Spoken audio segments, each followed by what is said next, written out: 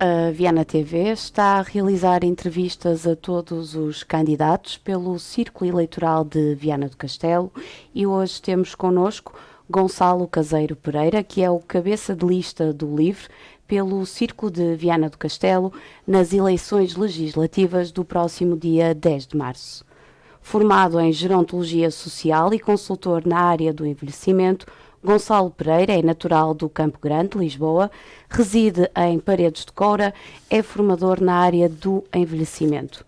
Co-criador do projeto rural 3.0, aprendizagem e serviço, construindo pontes e transformando realidades na comunidade rural, promovido pelo IPVC. Também co-criador do projeto Inclusão e Identidade de Género, também promovido pelo IPVC, e para o candidato do LIVRE, a educação artística foi essencial na consciencialização da responsabilidade individual para um bem coletivo, com a promoção de comportamentos e valores apoiados na integração, na justiça, na solidariedade, na inclusão e também na tolerância. Olá, Gonçalo. Olá. Muito obrigada por estar aqui connosco. Começo por lhe perguntar quem é o Gonçalo. Bom, antes de mais, muito obrigado pelo convite e parabéns também pela iniciativa. Quem é o Gonçalo? Respondendo à pergunta. É sempre muito difícil esta pergunta, mas se calhar terei que me habituar a isso. O Gonçalo nasce em Lisboa, em 1982, numa família muito humilde. Este será o melhor termo. Às tantas, foi trilhando um caminho sozinho, um pouco autónomo, e acabou por ir para o teatro para seduzir meninas. E então acabou por se transformar e esse deixou de ser o objetivo principal, e o teatro foi fundamental para me tornar naquilo que a Eduardo acabou de dizer, não é? E ter um crescimento como ser humano, com valores, com tolerância, e é nisso que eu acredito. Depois, aos 40 anos, quando entrou a pandemia, em 2020, decidi que iria deixar o teatro após vários anos de representação, e concorri ao curso de Educação Social Gerontológica no IPVC, os mais de 23, e concluí o ano passado. Tentando aproveitar este know-how que tenho em teatro, com o envelhecimento, parece-me a mim bastante pertinente. Neste momento sou colaborador da APPA-CDM, com muito gosto, e nada melhor que juntar não só o teatro, a cultura, o envelhecimento e um fator especial, específico daqueles cidadãos que têm necessidades especiais. E pronto, e cá estou há 4 anos, neste caso 4 anos no distrito, ou 5 no distrito e 4 em Viana do Castelo. E julgo que é essa a minha, pode ser a minha bio, se precisamos chamar. É simples, penso que a minha vida também não tem nada de especial e nada de interessante. Interessante é aquilo que eu partilho e que as pessoas vão partilhando comigo, isso é que é, e o crescimento que vou tendo. Pergunto-lhe como é que foi a viagem de Lisboa para o Alto Minho. Como é que surgiu a vinda do Gonçalo para Paredes de Coura? É engraçado, eu não vim logo para Paredes de Coura, eu estava em Vila Real, num projeto de teatro com os Peripécia, uma companhia espetacular, passo a publicidade, e entretanto terminou o projeto. Os projetos de teatro têm uma duração, e acabei por começar a dar aulas de expressão dramática no agrupamento de escolas de Ocão. Entretanto tive um convite para Melgaço, porque necessitavam de um professor com mais horas, e arrisquei. Então foi aí que fiz a transição para Melgaço, e é quando entra a pandemia. Pronto, quando entrou a pandemia, tive muito tempo disponível para pensar no que é que havia de fazer, e a cultura, como nós percebemos, e não vale a pena estar a sublinhar mais vezes, tem aquele lugar que nós não gostamos na nossa sociedade, mas esperemos que isso também seja diferente daqui para a frente. E entretanto tive a oportunidade de estudar, de fazer a licenciatura, vim então concorrer ao IPVC e vim para Viana, e aí sim, esta ligação. Eu costumo dar o exemplo, já estive fora de Portugal e o que me fez pensar porque é que poderia sair de Lisboa foi isso mesmo, como é que eu estava a conhecer fora de Portugal sem conhecer o meu próprio país. E não fazia sentido. E quando vim para o Norte, Alto Minho, nomeadamente, sendo que depois, primeiro estive em Vila Real, depois é que vim para o Alto Minho, percebi claramente que temos um potencial de país inacreditável e que nós não conhecemos, infelizmente, porque eu próprio, quando falava com as pessoas aqui, percebia que a distância das pessoas aqui com Lisboa é muito grande. Lisboa é uma coisa que parece no estrangeiro, não é? E acho que devia, e isso depois também a propósito das medidas da regionalização, descentralizar e dar a oportunidade às pessoas de conhecerem o próprio país. E adoro estar aqui. Tenho uma qualidade de vida completamente diferente e não trocaria. E espero manter-me aqui muito mais tempo. Por isso essa escolha foi muito por acaso, naturalidade das coisas, foram acontecendo, mas eu fui aceitando e gosto muito de estar aqui. Concluí a licenciatura, o que também com algum custo, porque trabalho e estudo, e não é fácil, como quem é trabalhador estudante sabe. E por isso vim cá ter a Viana. Inseri-me em alguns grupos, nomeadamente as oficinas de teatro, o futebol veterano, porque também gosto muito de jogar futebol. E adorei, sempre fui muito bem recebido. Agora na APP-ACDM, maravilhoso. Estou a ter uma experiência maravilhosa e quero continuar. Estou mesmo muito convicto e muito ansioso pelo futuro que me guarda. E pegando também agora no que o Gonçalo me disse, veio parar ao Alto Minho por acaso. Relativamente à política, também foi por acaso que o Gonçalo aceitou o convite de ser cabeça de lista do livro? Bem, é importante explicar que eu sou cabeça de lista porque não havia outro candidato às primárias do livro. Não quer dizer que eu não conseguisse mais votos que o adversário, ou colega, ou camarada, como queiram chamar, mas esta entrada é principalmente porque ao informar-me da política e do estado do país, que nós vamos lendo notícias, vamos lendo coisas, vamos falando com amigos, percebemos que vão surgindo outras ideologias que me parece que colocam em causa a democracia, este regime democrático. E como eu cresci e vivi num regime democrático e acredito nisso, esse foi o meu papel como cidadão, que foi eu quero contribuir a alguma coisa. Como não sei ainda, mas quero contribuir.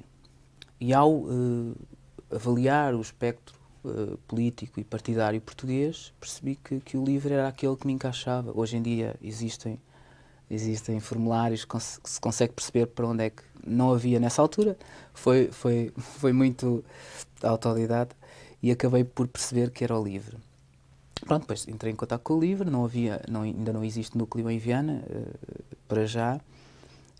Contactei o Livro de Braga e acabei por começar a perceber a dinâmica, a ler coisas sobre o livro, a participar em fóruns e percebi que era isso, que era o meu contributo, era esse, era transmitir aquilo em que eu acredito, que é o regime da democracia, a liberdade, a ecologia, o progressismo e tudo com esta ótica de olharmos para o nosso concidadão, quem está ao nosso lado.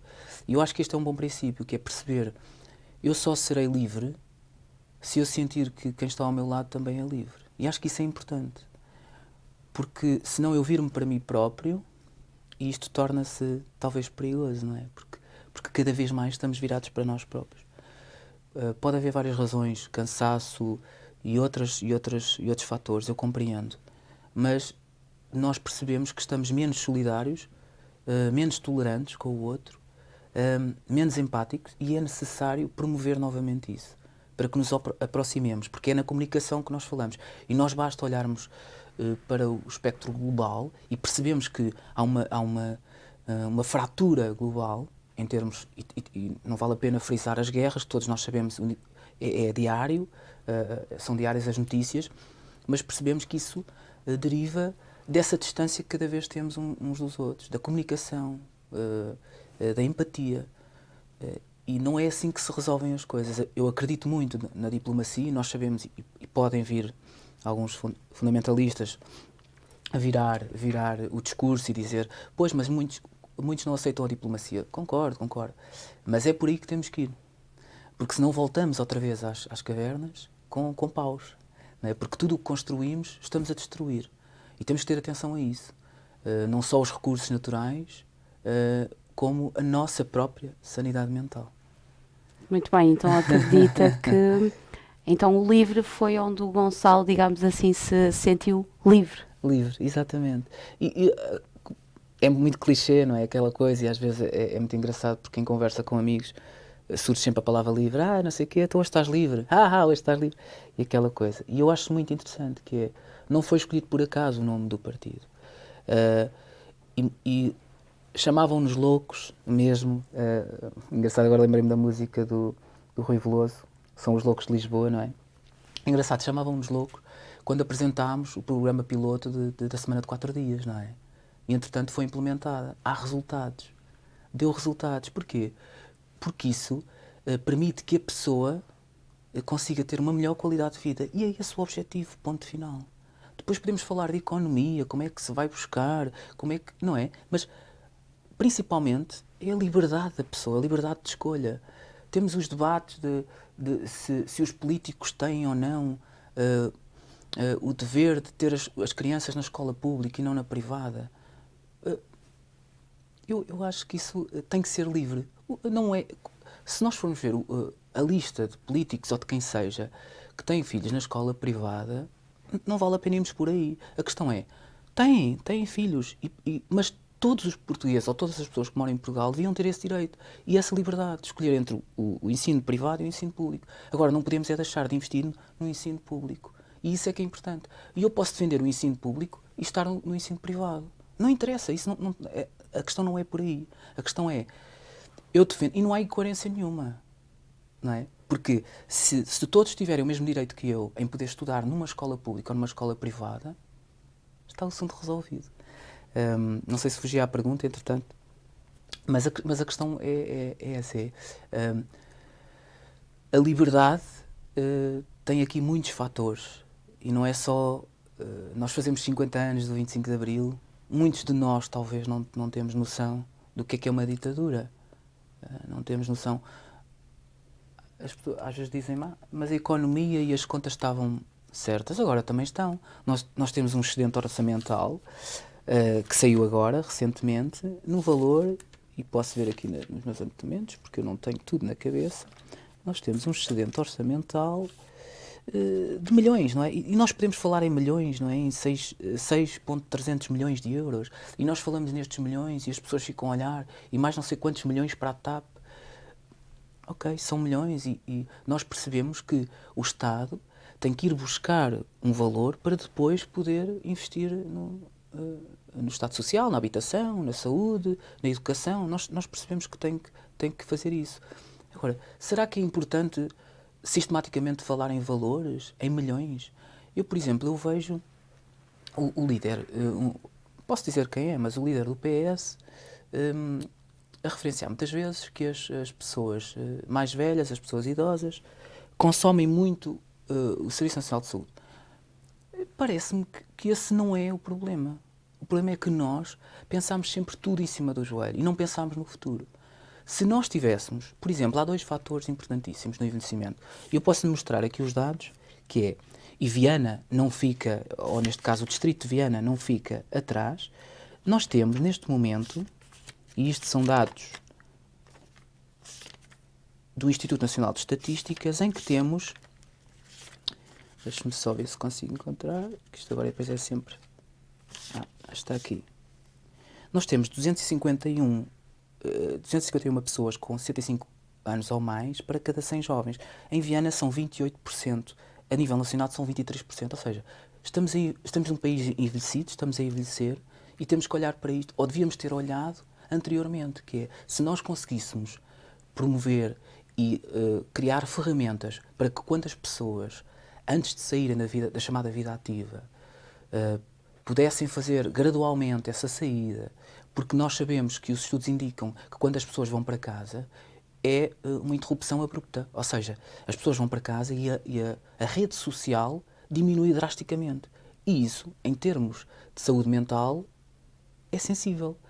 E se nós nos preocupássemos com isso, se nós nos preocupássemos em que quando construímos as casas, não construímos a pensar só no presente, mas sim no futuro, em que tivesse acessibilidades, quando tivéssemos mobilidade reduzida, isto minimizava muitos dos problemas. Porque a qualidade de vida das pessoas, o problema não é aumentar pensões, tudo bem, claro, mas será que é isso que resolve a situação? Não será que criar equipas multidisciplinares que acompanhem as pessoas, que acompanhem as comunidades, para que possam ter uma qualidade de vida e possam fazer atividades e não ficarem em casa em solidão e em isolamento, esse é que é o problema. Porquê? Porque depois consomem efetivamente muitos recursos do Serviço Nacional de Saúde. Não sei se me faço entender. A questão é muito mais atrás. Não é agora tentar, imaginemos, porque depois o Serviço Nacional de Saúde não consegue suportar isso. E vamos investir, vamos pôr dinheiro. Mas o problema continua. Porquê? Porque a procura é maior que a oferta. Por isso temos que reduzir e minimizar a procura pelo Serviço Nacional de Saúde. Como? Juntando as comunidades, trabalhando em comunidade. As associações podem fazer isso. E muitos dos problemas nós sabemos que são mentais e que depois têm repercussões físicos, não é? Porque se uma pessoa não quer sair de casa e não quer caminhar, não quer fazer uma vida saudável, isto começa na cabeça, mas depois o corpo reage. Começa a perder massa muscular. Pronto, isto é, e eu acho interessante que os políticos, ou salvo seja, mas que os líderes coloquem essa frase do consumo do CNS, mas depois não pensem nisto. Há um exemplo que eu dou e que é da professora, para concluir, da professora La Salete Coelho. Se nos estiver a ouvir, ela vai achar interessante. Mas é da autoria dela, por um projeto internacional que foi... Isto tem a ver com o Focus Group e com a questão de ouvir as pessoas. Houve uma organização que foi a um país africano e achou inadmissível não haver canalização naquela comunidade. Então, começaram o projeto, instalaram a canalização, torneiras, as pessoas é só do que as pessoas terem que ir a um sítio buscar água. Foram fazer a avaliação e perceberam que ninguém usava aquelas torneiras. E nós perguntamos, mas que ingratos, mas puseram-lhe água potável. Exatamente, porque não os escutaram, não ouviram as pessoas. Porquê? Simples razão. Porque eram mulheres que iam buscar água. E era a única altura em que elas tinham do dia, ou da semana, para se juntar, para falar e para cantarem. E estavam-lhes a tirar isso. E isso é importantíssimo. Essa socialização é importantíssima. Se calhar deviam ter ouvido as pessoas e deviam ter chegado à conclusão que podiam ter feito um projeto do transporte da água, mas que elas fizessem na mesma esse percurso. E isto é uma arrogância. E é as arrogâncias das maiorias, não é? Em que nós achamos que aquele projeto é válido para toda a gente e vamos lá implementar, sem sequer ouvir as pessoas. E isto é um exemplo claro de que nós temos que falar e temos que ouvir as pessoas. Temos que comunicar. Se nós não comunicamos e achamos que no nosso escritório é este o plano que serve para este e a chapa 5 para todos, está errado. Então acha que, digamos assim, que o conforto de uns não é para outros, ou tentar dar conforto de uma certa forma cria desconforto, neste caso, psicologicamente e até fisicamente, nas pessoas, que tem que haver sempre exceções à regra. Exato. Acontece com o ensino, não é? O ensino público. Nós temos essa questão que é, eu não me parece que todas as comunidades, ou todos os concelhos em Portugal aprendam da mesma forma. E o livro concorda com isso. Que é, não faz sentido. Não faz sentido nós termos o Concelho de Viana ser exatamente culturalmente igual ao Concelho de Caminha. Se calhar não é. Isso não vai criar desigualdade também? Não, mas a desigualdade já há. Porque se eu a avalio com 13 e se a avalio com 15 ao outro aluno do lado, já está a ser desigual.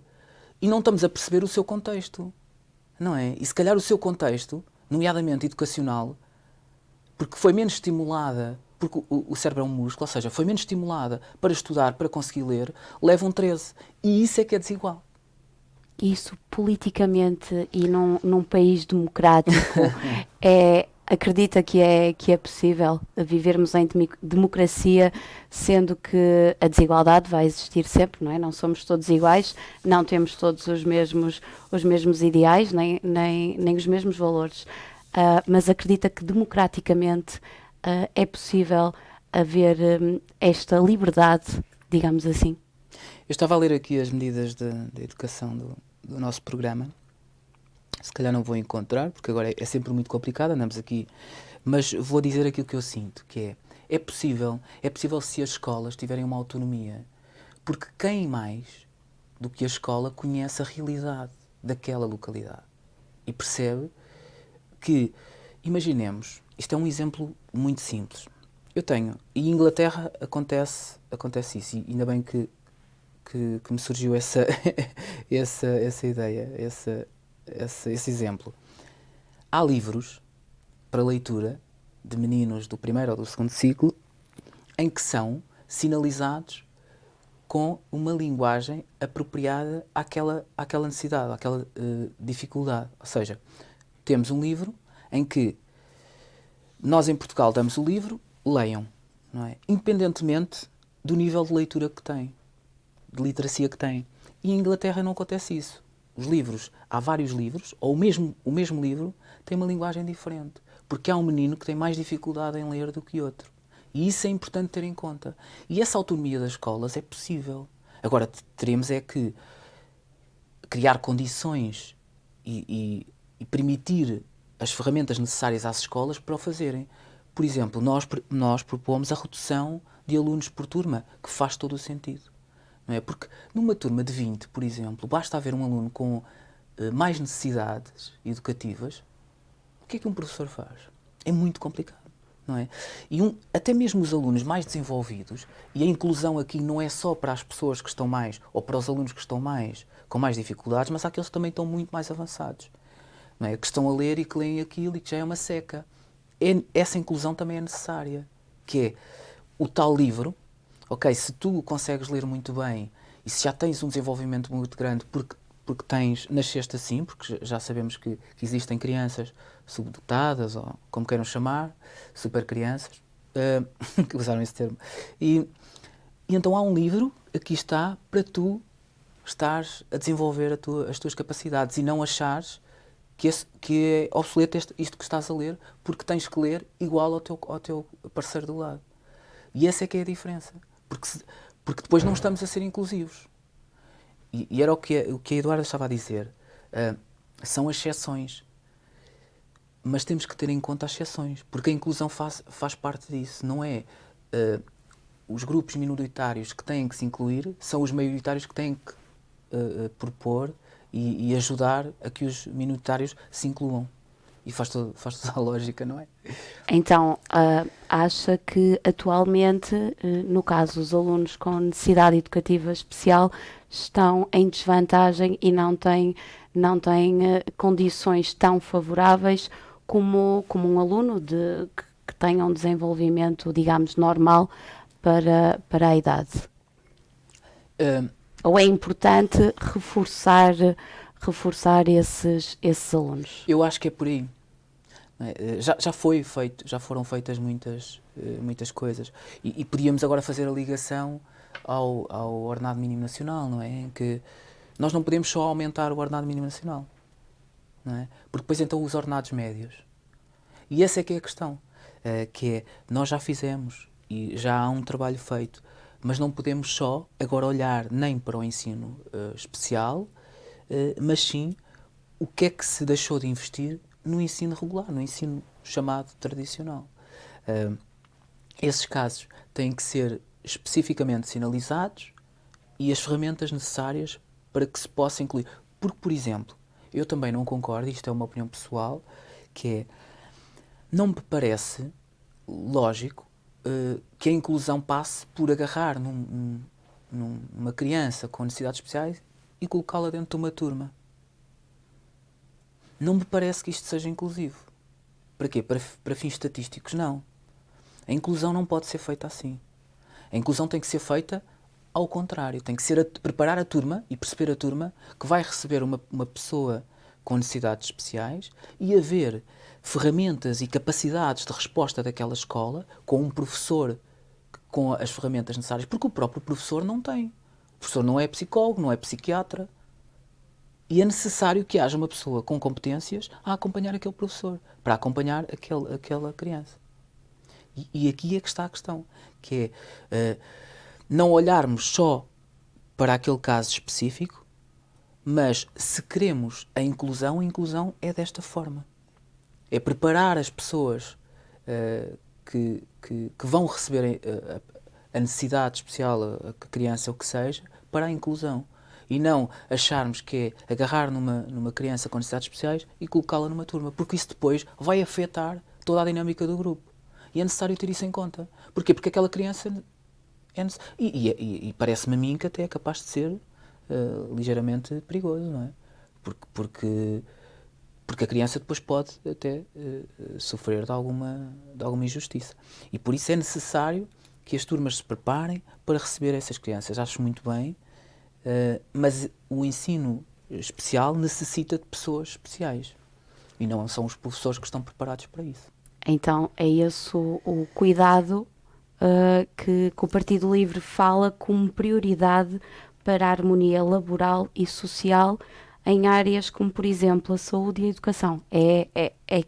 Quando se falam em harmonia, é nesse sentido, referem-se, por exemplo, às greves a que temos vindo a assistir, começando também pelas greves dos profissionais de educação, passando para os profissionais de saúde e que se tem vindo a arrastar para as restantes áreas. Eu tenho aqui uma nota que é engraçada e pegando no que a Eduarda disse. Eu estive num debate aqui no agrupamento de escolas, promovido pela FENPROF, penso que é o agrupamento de escolas Santa Maria Maior, e quem estava a representar o Partido Socialista era o Dr. José Maria Costa. Toda a gente conhece, em Viana.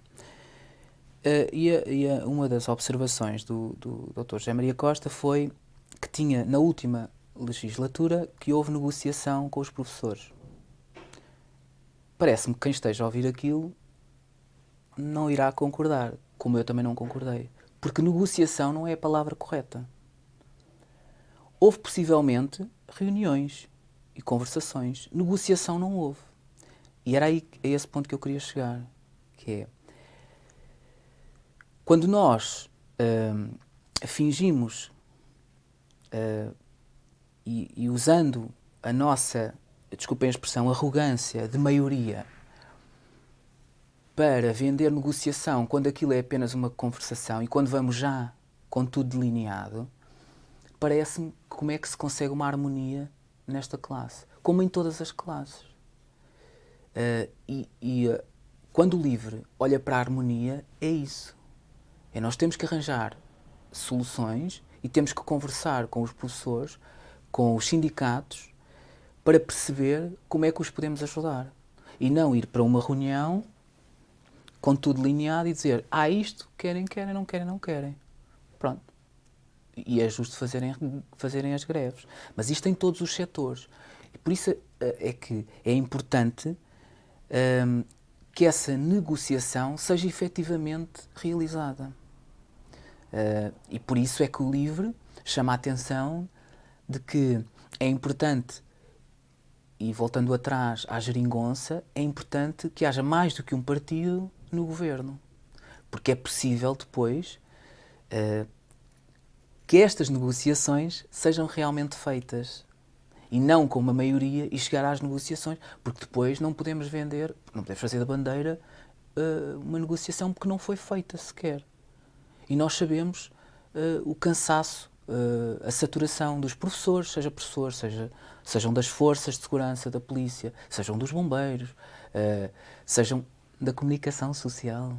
Não é? Nós temos que tem que haver uma negociação, não podemos achar, e eu dei o exemplo há pouco, e voltando atrás, de achar que este projeto serve para todos, e chegamos lá e implementamos.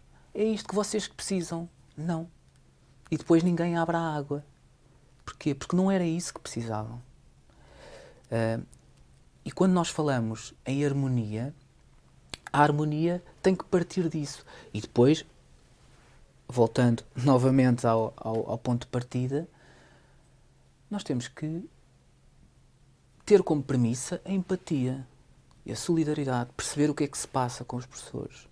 Nós percebemos que há professores que se estão a reformar, que há uma percentagem muito grande, há uma percentagem muito grande que está de baixa médica, e nós temos que perceber o que é que se passa. Porquê? Por que razão? No debate haviam opiniões de que se devia ir buscar, nomeadamente a Iniciativa Liberal tinha uma proposta que era ir buscar os professores reformados. Perdão, para nós não faz sentido. Não faz sentido por uma simples razão. Então nós vamos buscar umas pessoas que já estão cansadas e que já queriam ter saído para voltar outra vez ao mesmo posto. Não faz sentido. Faz sentido começarmos ao contrário. É promover e incentivar e criar mecanismos para que novos alunos sejam professores. Isso sim, porque precisamos de novos professores. Não precisamos de ir buscar novamente. Essas pessoas precisam de descansar. E nós temos, inclusive, posso lhe dizer, uma das medidas que temos é a aposentação com a pensão interior, neste caso, aos 36 anos de serviço. Nós temos, esta medida serve claramente para que um professor, quando se sentir, porque nós sabemos que é de desgaste rápido, quando se sentir cansado, que se possa ausentar e descansar. E isso é que é importante. E se nós formos buscar novamente esses professores, o que é que estamos a fazer, não é? Se calhar não faz sentido. E faz sentido aquilo que eu tinha dito antes, que é, gradualmente, o professor ir saindo. E também não sair abruptamente, ir para casa e deixar a vida ativa. Esta medida, inclusive, diz, salvaguardando o docente o direito ao regime de pré-aposentação, a tal que eu chamava a pré, aprovado para toda a administração pública, e que os docentes de todos os níveis de ensino tenham direito a aposentar-se com pensão por interior aos 36 anos de serviço, independentemente da sua idade, com a salvaguarda de uma discriminação positiva para que tenha exercido as suas funções profissionais em regime de monodocência. E aqui está a questão. Nós depois temos várias outras medidas, nomeadamente a questão da distância, que já sabemos que é um problema, e que temos incentivos para quem tiver a mais de 60 km, por exemplo, que tem que haver incentivos claramente. Depois, revendo o estatuto da carreira docente, desbloqueando o progresso, a progressão dos professores do 5º e 7º escalão.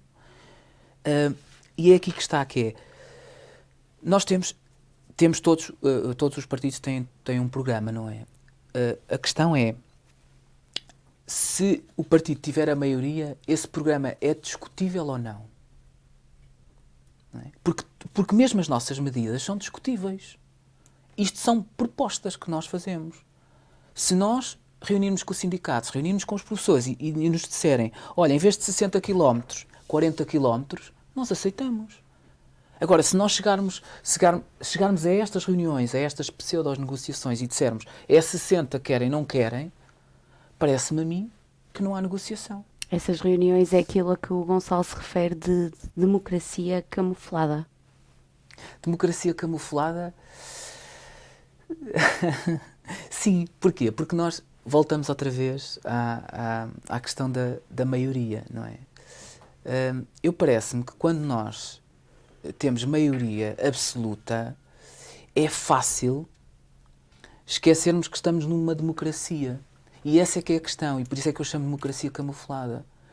Porque o que é democrático quando alguém impõe uma coisa? Não é? Então, essencialmente, eu chego aqui e digo, eu não quero que me faça esta pergunta, porque eu não quero responder, mas sou democrático. Então acredita que é importante não haver a maioria e dar espaço a todos os partidos para criarem assim a harmonia do país e fazerem assim a democracia. Faz todo o sentido. Um líder um líder, seja de um espaço como este, seja de uma instituição, de uma empresa, um líder tem uma equipa. Porque se for ele o único a ter as ideias e a implementá-las, não me parece que seja democrático, não é? E mesmo ele sendo líder e sabendo que há hierarquias, ele tem que reunir com as pessoas, ele tem que perceber o que é necessário para aquela instituição, para aquela empresa. Porque se achar na arrogância, porque é arrogância, que as ideias deles são espetaculares e é aquilo que vai funcionar, parece-me que não é democracia. Não é? E a democracia é importante a todos os níveis, é transversal. E mais uma vez era o exemplo que eu estava a dar. Se eu chegar aqui e disser que não me faz essa pergunta, mas que sou democrático, mas que democracia é esta? É camuflada, não é? Porque eu já estou a limitar a Eduardo a me fazer uma pergunta, não é? E logo aí não é democrático. Eu digo, você não me faz esta pergunta.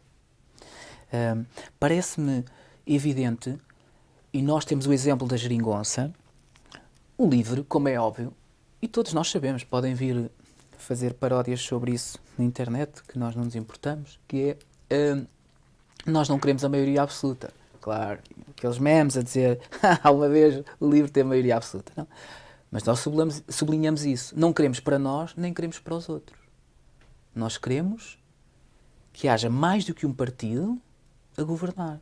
E nós tivemos o exemplo da geringonça. E quando passámos da geringonça para a maioria absoluta, tivemos o que tivemos. E percebemos claramente que não funciona. E podíamos discutir aqui o que é a gestão humana sobre o poder, não é? E podíamos discutir sobre isso por muito mais tempo. Mas não é necessário. Percebe-se claramente que o poder é uma coisa muito sensível. E que nós percebemos que há outros aspectos políticos que têm sede do poder. E depois é engraçado que o poder depois tem esta dualidade, que é, vamos tirar poder ao outro, mas eu posso tê-lo. Eu vou tirar poder das suas perguntas, mas eu posso perguntar aquilo que eu quiser.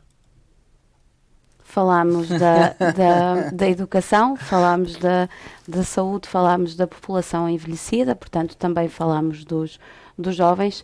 Como é que o Partido Livre, caso seja eleito, propõe resolver o problema dos jovens, do acesso à habitação? Os jovens formados cada vez ficam na casa dos pais e dependentes da casa dos pais. Qual é a sugestão do Partido Livre para a resolução deste tema que tanto tem sido falado?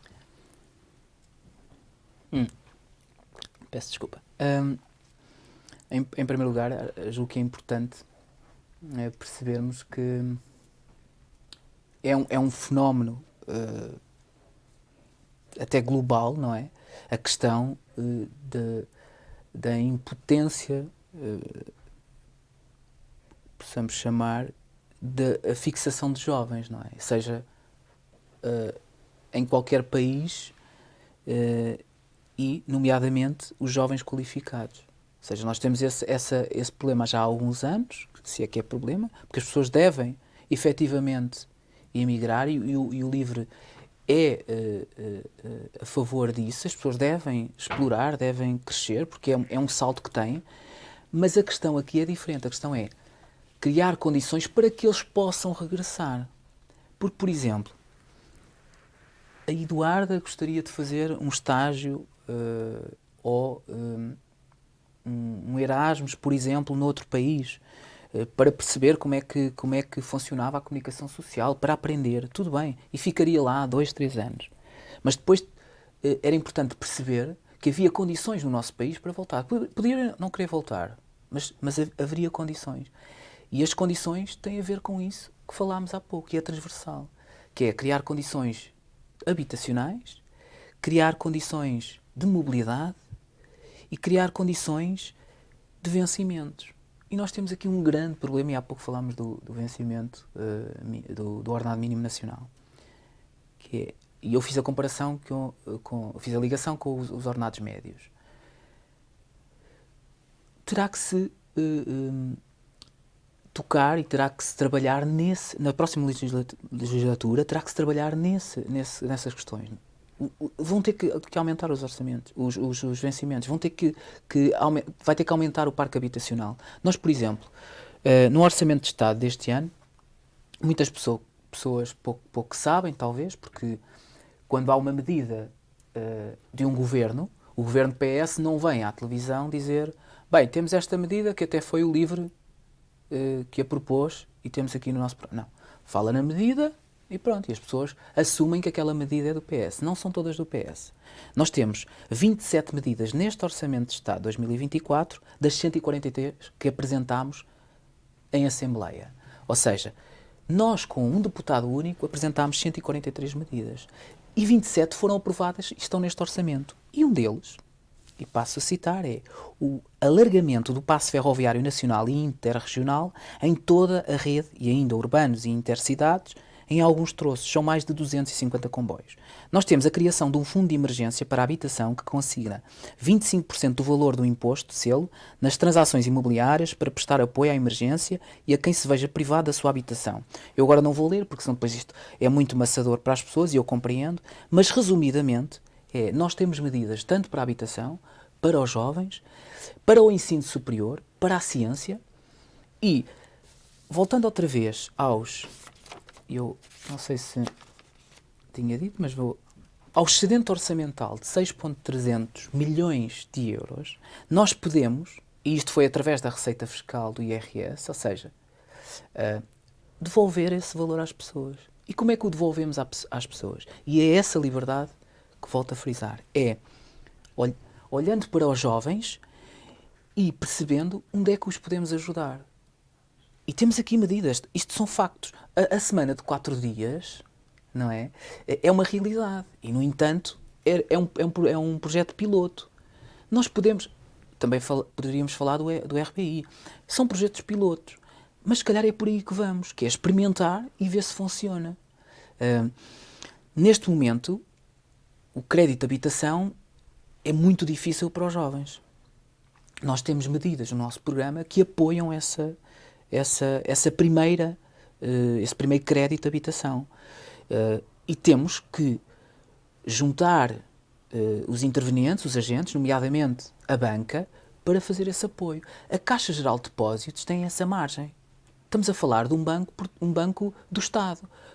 O Banco do Estado teve lucros. Todos os bancos tiveram e bastava olhar agora, puxar atrás nas notícias e perceber quanto é que eles faturaram por dia. Por isso, é chamar esses agentes sociais, a sociedade civil, a ajudar.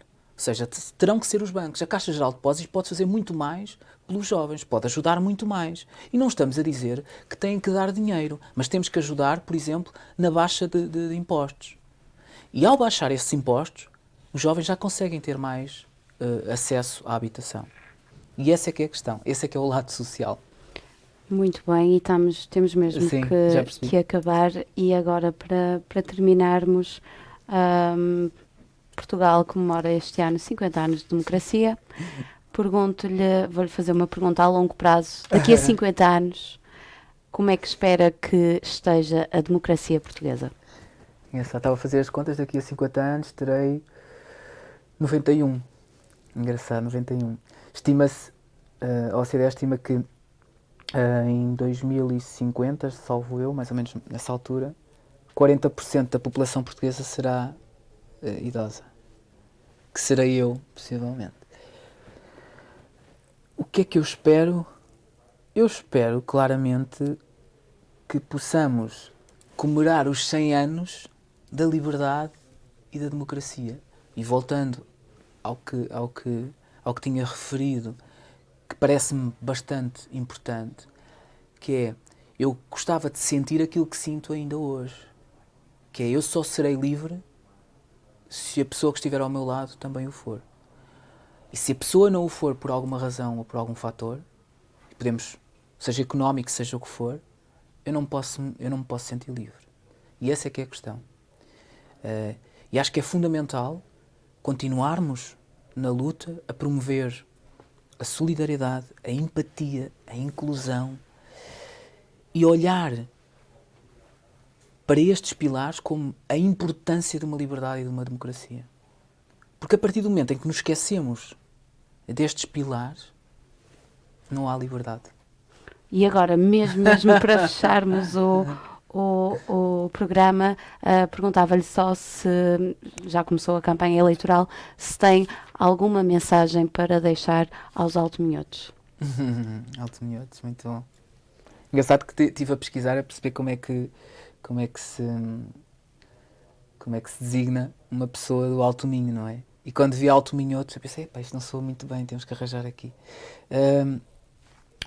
A mensagem é, eu não faço a chamada caça ao voto, não. E até porque já referenciei várias vezes que não sou político. Isto é a minha posição como cidadão e o meu dever, numa autoavaliação, que eu tenho perante a sociedade e em que eu acredito. E julgo que, como qualquer pessoa que esteja em Portugal, o altominhoto precisa de ser valorizado. Precisa de ter mais tempo à família, e voltamos aqui à semana de 4 dias. Precisa de ter mais folga orçamental.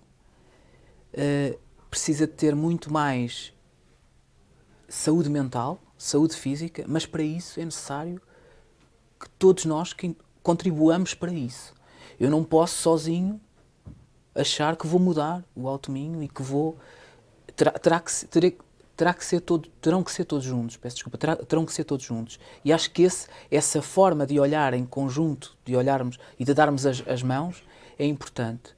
Nós temos várias potências e todos que estão nesta região conhecem a economia do mar, a indústria metalomecânica, e nós estamos aqui próximos disso, as exportações que atingiram 50% do PIB em 2023. Nós temos imenso potencial no Alto Minho. A questão é, ele não se faz sozinho, e não se faz só com uma pessoa ou com duas, e teremos mesmo que nos unir. E não é só a nível do Alto Minho, mas a nível nacional. E se nos unirmos, se nos falarmos, há imensas associações, comunidades que podem trabalhar em conjunto. E não olhemos para a freguesia ao lado como um inimigo. Pode ser um adversário, e este é que é importante. Pode ser um adversário como a política, mas não é um inimigo. Porque se é um inimigo, o jogo é outro. E é um adversário. Mas vamos trabalhar em conjunto. Eu penso que há um potencial que todos nós reconhecemos e é valorizá-lo. E estarmos juntos neste trabalho do Alto Minho, independentemente da cor partidária. O importante é mesmo que as pessoas exerçam o seu direito de voto. E em consciência, exatamente. Gonçalo, muito obrigada por Obrigado. ter aceito o nosso convite. Terminamos assim a entrevista com Gonçalo Pereira, cabeça de lista pelo Partido Livre às próximas eleições do dia 10 de março. O seu voto é a sua voz. Faça-se ouvir. Vote. Dia 10 de março o país vai eleger os deputados e deputadas à Assembleia da República, o que permitirá formar governo. Compete à Assembleia aprovar e alterar as leis, bem como fazer a fiscalização da ação governativa. Todos os cidadãos recenseados poderão votar. Não deixe que outros falem por si. Venha exercer o seu direito de voto. Informe-se em cne.pt, Comissão Nacional de Eleições.